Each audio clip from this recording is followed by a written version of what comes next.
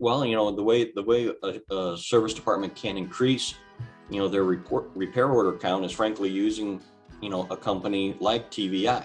We attract customers, bring in people that have your brand that have never been there before. So every customer that we bring you is incremental business that you haven't seen. They didn't buy their car at your location, uh, nor have they ever been there for service. So when we bring those customers in, it's true plus, business.